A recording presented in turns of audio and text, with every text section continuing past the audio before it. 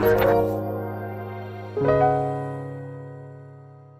name is Dr. Raafy Iqbal. I've spent a number of years as a child in Saudi Arabia and then worked 3 years in a university where I taught Arab students. But despite that, I could not learn Arabic. One reason for that was I did not find any avenues of learning Arabic. And my many friends have spent more time than I did and they could not learn Arabic language.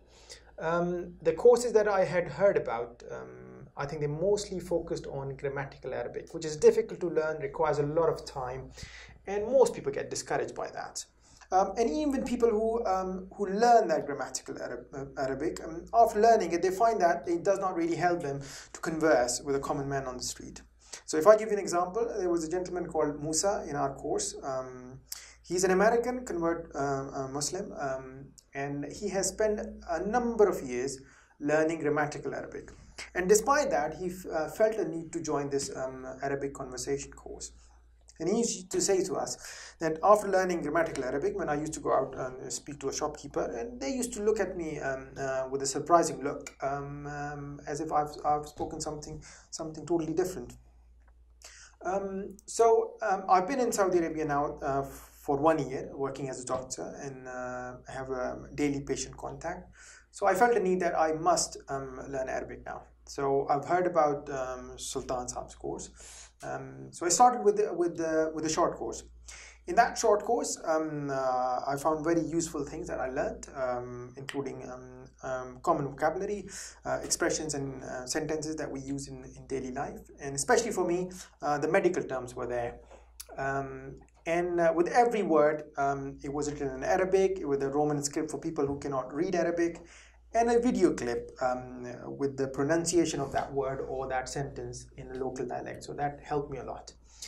And after that, I thought I should carry on with this Arabic language learning. So I joined the long course, which is 60 hours, which seem a lot, but it really is worth it. If I give you a brief summary about that course, Sultan Saab has identified about 400 words from his experience, which are commonly used. And amongst those 400 verbs, he focuses mainly on 50 verbs. And he teaches you different patterns and different forms of those verbs. So in English, for example, a verb stays the same, whether you're referring to he, you, or I. So sat remains the same. But if you say he sat in Arabic, you will say jalasa. If you say you sat, you will say jalasta. And if I say I sat, then I'll say jalastu. So there's a slight difference.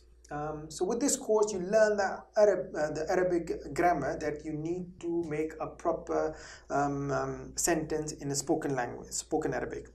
On the other hand, it does not involve any complicated grammar, which is really not needed for conversational Arabic.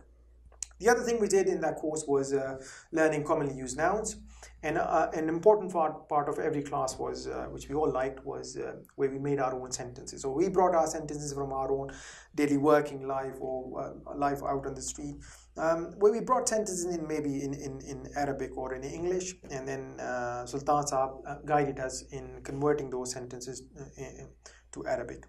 So that gave us a mechanism of how we construct a sentence in conversational Arabic. The method is easy to understand. As an example, we had a gentleman who was a Japanese, an Indian Brahmin, both of whom could not read or write Arabic script. But despite that, after a few classes, they were able to pronounce Arabic words and sentences just like we did. So the method is quite easy to understand. So for people who really want to understand grammatical Arabic, they should learn it properly, spend some time, which usually involves a number of years.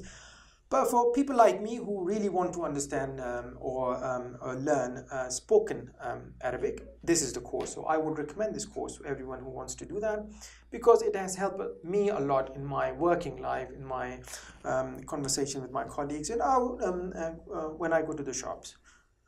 So my experience has been very good with the course, and I highly recommend this course. I would say something more about Musa. Musa, as I said, is an American.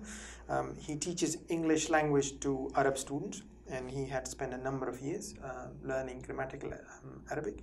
So when he joined us, the other gentleman I said, Brahman Indian, he was very surprised to know that a person who's American teaches English to Arab students and who knows grammatical Arabic, why does he feel a need to come and learn spoken Arabic from a Pakistani teacher?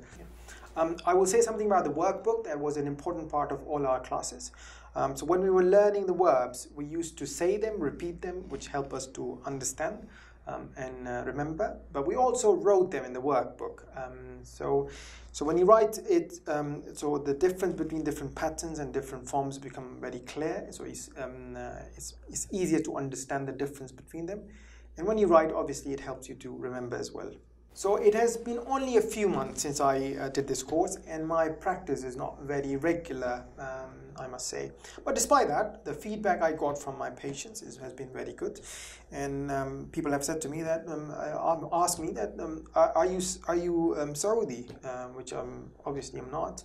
But that was a very good feedback for me. So after spending only a few months of learning Arabic, I've been able to converse with patients, understand them, and make them understand.